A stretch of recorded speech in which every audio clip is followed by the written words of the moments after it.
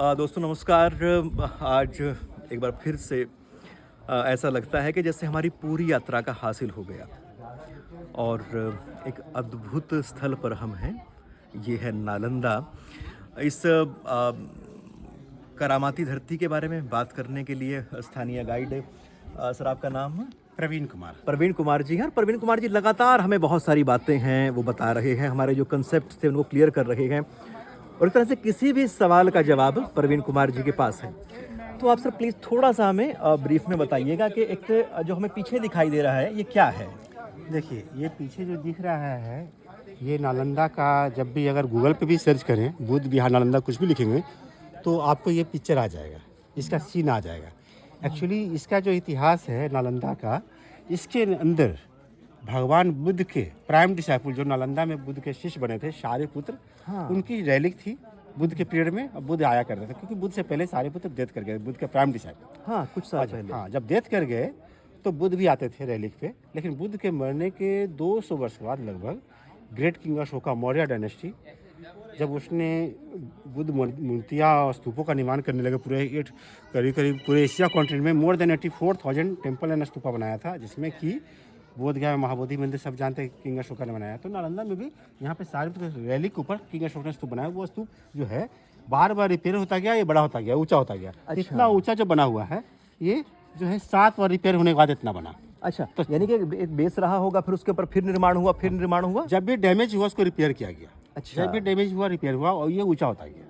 अच्छा, जिस तरह से वो स्तूपा ऊंचा होता चला गया उसी हिसाब से जो मोनेस्ट्रीज हैं, ये जो रहने के पढ़ाने के जो कक्ष हैं, ये भी बार बार नवनिर्माण में ऊपर उठते चले अलग अलग 200 वर्ष में रेनोवेशन का नीड पड़ गया। क्या था ना कि पहले क्या था कि पुराने कमरे को पूरी तरह से नया करना पॉसिबल नहीं था, क्योंकि बुद्धिज्म में ये माना जाता है कि जिस कमरे में मॉन्क रह रहे हैं वो मेडिटेशन करते होंगे। अच्छा, वो तोड़ा ना जाए। स्टूडेंट और टीचर रहते थे, मेडिटेशन करते होंगे, उसका एनर्जी होगा।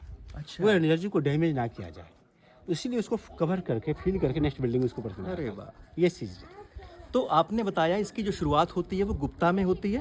हाँ, फिर उसके बाद हर्ष आते हैं और फिर में पाल आते हैं। पाला 3 राजा ने। तो इसकी पहचान कैसे होती है? मतलब तो ब्रिक्स से पहचान होती है कि इस लेवल नहीं, तक जैसे ये है? जब एक्सप्रेशन होती है, ये तो मॉन्ट था, तो मॉन्ट का एक्सप्रेशन जब भी होती है तो टॉप से बॉटम को एक्सप्रेशन किया गया। कार्बन डेटिंग करते करते उसको हर लेवल को पहचाना गया, आर्कियोलॉजी ने पहचान किया और उसके बाद खुदाई करके उसका लेवल को बता दिया कि हाँ ये हर्षवर्धन पीरियड में इतना था, गुप्त पीरियड में इतना था, पाल राजा में ऐसा था।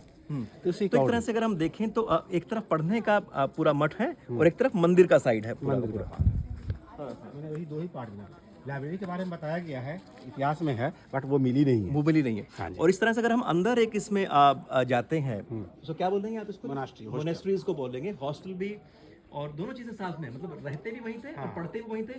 और उसमें just like a Gurukul system, like a Gurukul system था। रहना पढ़ना खाना पीना सब एक जगह था। और उसी के अंदर आप कितना नंबर है जिसमें हम अभी जाके आए? ये मोनास्ट्री नंबर 1 है। मोनेस्ट्री नंबर 1 है। ऐसे 11 मोनास्ट्री है। तो इसके अंदर की वो जली हुई दीवारें हैं जिससे लगता है कि इसको जलाया गया होगा जब खिलजी का एक तरह से वो अटैक यहाँ पर हुआ होगा। और जले हुए चावल भूसी वगैरह अंदर उसमें मिलेंगे। सब म्यूजियम में रखी गई है, जो स्टोर में ग्रैंडरी से मिला है, जो म्यूजियम में रखी गई है। यहाँ से जो भी चीज़ें मिली खुदाई में, कलकत्ता म्यूजियम, पटना म्यूजियम, ये इवन बरहिंगा म्यूजियम, अच्छा, और नालंदा म्यूजियम में भी हैं रखे चीज़ें मिल रही। तो दोस्तों भाई साहब को बहुत जल्दी है इसलिए हमने थोड़ी सी बातचीत आपसे कराई, पर अपने आप में बहुत बहुत बहुत ही महत्वपूर्ण ये स्थल है।